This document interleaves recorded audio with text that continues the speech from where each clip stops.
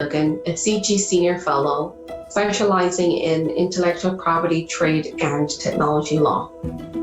Have you heard about smart legal contracts? If not, that's okay. Let me explain. Smart contracts execute and confirm transactions on the blockchain based on programmed commands that are written in the system. It's called a smart contract because it uses computer code to execute and enforce the terms autonomously without human intervention. Think of it like a vending machine. You can see the items for sale and the price. Once you select the item you want and insert payment, you are essentially accepting the terms of the contract.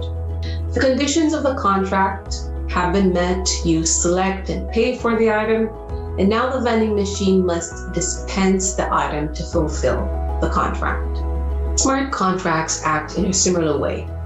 They're often unilateral contracts, where the seller sets the terms, and because of the computer language used to program smart contracts, they can be inflexible, relying on if and then statements to set the conditions. Even then, smart contracts present many potential benefits. They can reduce business-to-business transaction costs, improve transparency by recording data on blockchains, and reduce waiting times through automation. Smart contracts can be used to track the sale and delivery of items, both virtual and real-world things. They can be used to simplify supply chain logistics. They can be used for services too. For example, using a remittance blockchain service, user A can pay user B for services rendered. Often, the parties are located in different countries. A smart contract can be used to start and complete the entire process. But there are potential for errors to occur.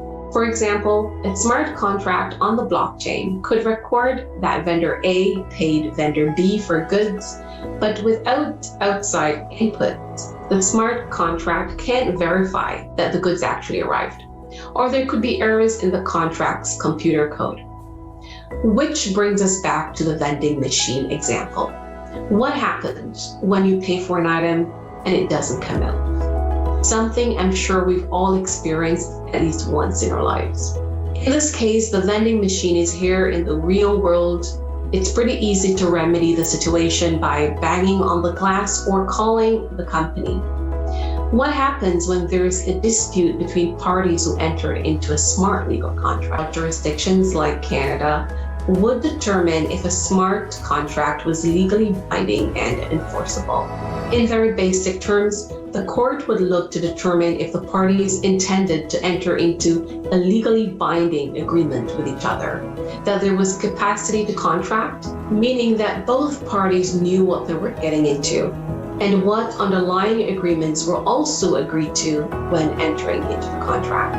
The underlying agreements can have as much weight as the smart contract themselves, as terms of use often include arbitration clauses, which can impact what jurisdictions is involved in settling the dispute. Organization of all aspects of commerce and society, we can anticipate smart contracts to play an increasing role in the legal system.